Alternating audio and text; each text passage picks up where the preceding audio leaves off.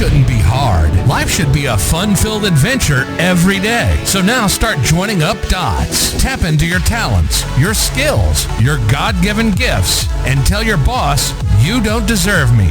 I'm out of here.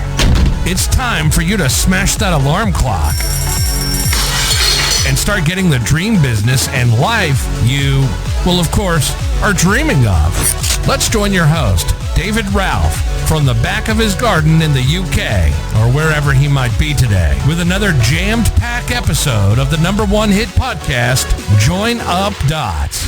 Yeah, good morning to you, and welcome to the Join Up Dots podcast. If you listened to the last episode, what do we call it? The crappiest bit of business advice you ever hear, or something like that. This is a follow-on episode. Yes, we do plan these things. We try to make things... We try to hook you in so that you stay here for years and you can't get out of the Join Up Dots trap. But if you haven't listened to that, then before you go back and listen. Go back and listen, because it'll make a lot more sense. Well, good morning to you. And if you did listen to that last episode, what I was talking about advice that I used to have and I used to try to follow when I started my business. Be everywhere, show up everywhere, create content everywhere, build a presence everywhere, be everywhere. And the idea was that if you wanted success online, you needed to dominate, or at least be on every platform available: Facebook, Instagram, Pinterest, it used to be LinkedIn, Twitter, YouTube, blogs, email, newsletters, the lot. And I believed it. I genuinely thought that success was hidden somewhere inside volume, I suppose.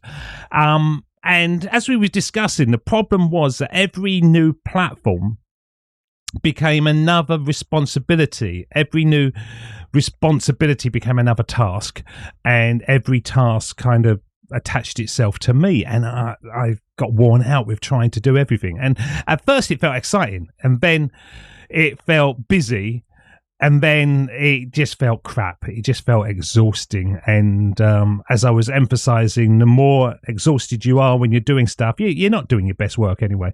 And that is the moment that most entrepreneurs find themselves standing at the crossroads that I've stood at. And I've stood at it twice, actually. I'm actually at another crossroads now, which I might talk about later.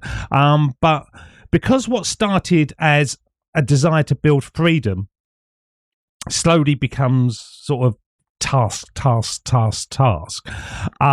You end up just sort of trapped. You just trapped pushing buttons, okay?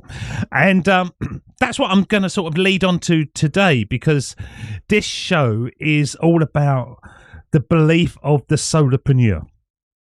Now, I know there's going to be people listening out there saying, yes, David, I'm a solopreneur. Just stay with me, okay? I'm not saying you can't start a business on your own. You can. Go for it, okay? If you want to do that, go for it. Most people listening are either thinking about that or have done it. What I'm saying is that the idea of doing everything yourself forever is one of the biggest and easiest traps in business. It feels like, I've started this business, so I run the business. It's my responsibility. But you have to ask, are you building a business, or are you simply creating a job that nobody else would want? And I used to say that. I used to say to my wife, yeah, I've got to go up to the office. She said, oh, you were there earlier. I go, well, nobody else is going to do it. Who else is going to do it? And it was just kind of flawed thinking. So how do you do it? Okay. Well, you might go, well, I just hire people. Or there's tools, there's, AI, and there's everything else out there to help me on that. And yes, you can do that, but there's a hidden cost that most people ignore until it's too late, and that is your profit margins. Every time you hire to solve a problem, every time you are downloading something that's only $20 a month to whatever, you're adding a layer of cost that eats into your bottom line. And you're in business to make money. You're into business to make things easier for yourself.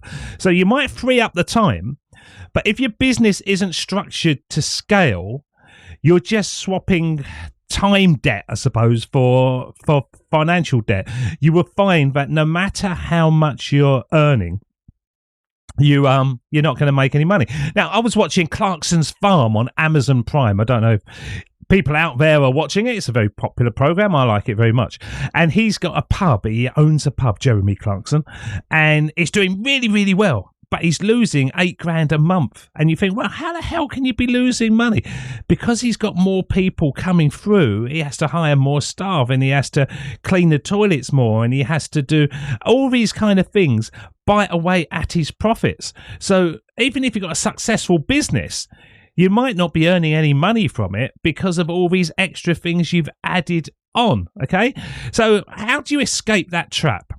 How do you escape it and sort of get that life that I want you all to have, the life where you're running a business that is so streamlined that it's literally all profit? Well, as I did in my first sort of crossroads, it starts with a radical shift in the daily tasks that you do. Every single step of the way, you have to stop and ask the question, do I actually need to be doing this? Or have I just convinced myself that I'm the only one who can? Now, if you go back onto Facebook, if you go to Instagram, if you go to all of them, I'm not on them anymore because I realized that the best way to scale my business was to podcast and then really deliver emails to people who drop a line in and really help you. And we've done that many, many times. People now out there, they're running successful businesses or starting businesses and whatever. And we don't care if it doesn't lead into any money to us. We just want to help you. We just want to be here helping you learn from our experiences of what works. Because once you discover what works, it's a bloody nice life.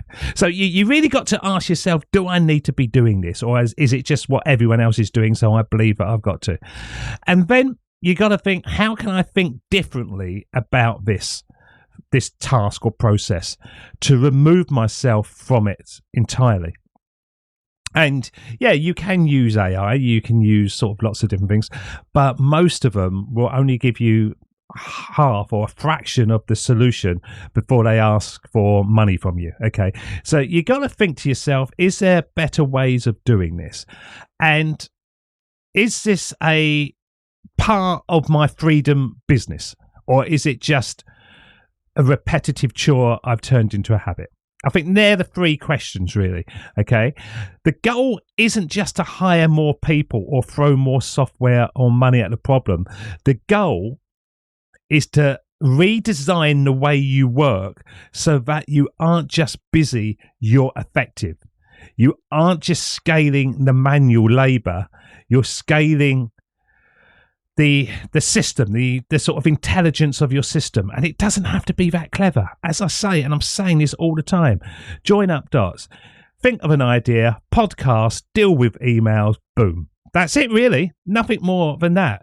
And we get so many requests for this and so many requests for that. And do you want to do short video reels and you want to do this and that? We say no to all of them because we know that is just helping somebody else build their business, and it's not building the profits into yourself. Okay.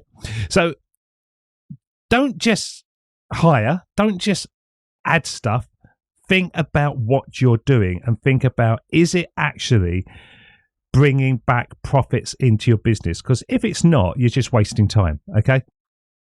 And most people don't notice this. It's kind of gradual when you're building a business. It's like putting on weight. You don't sort of wake up thinking, God, what a fat person I am. You just go up one belt size and then two belt sizes, and then you might buy, and extra trousers. It just creeps up on you little by little. Okay. So think about this. If you're thinking of starting to do this, or you're in the process of it, just stop for a moment and go, have I built a business here, or have I built a prison cell with Wi-Fi bars? That's it sounds dramatic, but honestly, that's basically what it is. And I've been there. I totally have been there. I remember periods in the Join Up Dots journey when every single thing came through me. If I stopped, the business stopped. I remember going on holiday and trying to find Wi-Fi in places just so that I could log on and check things and stuff. And it's a drag. It's a drag. The dream was freedom, choice, and the ability to wake up and decide what you wanted your day to look like. Yet it got left behind. So today I want you to just pull this idea apart. If you are thinking of starting a business, get your concept, think about what you're doing, and then think about what is the minimal thing that you have to do to get a customer to buy, because that's ultimately what it is. It's all about customers buying. But think about it. What is the minimum? So if you've got something like, I don't know, let's just say, Americans do this all the time, the lemonade stand. We don't do this in the United Kingdom. So kids, they make lemonade, they put it on a stall and they stand outside their house and people drive past and buy it. Now, that's really a brilliant minimal business, and kids are brilliant at doing minimal businesses. They knock on the door, do you want your car washed? And then they make money. Or do you want your lawn mowed? They go straight to the source and ask the direct question. They don't get faffing around with everything else. They just go to it. So you got to think the same way. You got to think like a child. You got to think about how do you go straight to the source and ask them the question directly. And that is how you start a freedom-based business, not creating a prison with Wi-Fi and not creating just a series of tasks that you think you should be doing, but don't make any difference. You know, I closed down everything on Join Up Dots and it really didn't make a blind bit of difference. I thought it would. I thought, oh my God, I'm killing my business. But it was just a fear factor. And once I stripped it back, I really stripped it back.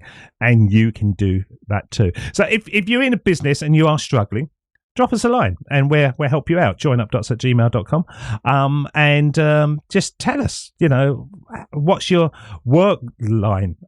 What's the time you start and the time you finish? And we will just give you a few pointers to help you change direction and think differently, because nobody else is trapped. You think you are. You say, I'm the only one I can do this. I'm a baker. I have to get up and I have to do this and all that. But if you look at the people like Richard Branson, and if you look at Elon Musk, they're not doing everything themselves and they're sort of billionaires. So you can do it. You just have to change the way you think about things. Let us know. joinupdots@gmail.com. Drop us a line if you've got any issues, or just drop us a line if this episode resonated with you, I suppose. And we'd love to hear you. Let us know where you listen. Let us know where you are in the world. And we'll drop you a line to say hello. joinupdots@gmail.com. Until next time, you have a lovely day on whatever you're doing. I'm about to finish. It's 7:59. I'm done for the day. And I really don't know what I'm going to do today. I'm going to potter around with the wife and maybe have a pub lunch or something. Until next time, we will see you again. Look after yourselves. Of course, you know what it is. Stay sexy. We'll see you again. Cheers. See ya. Bye-bye.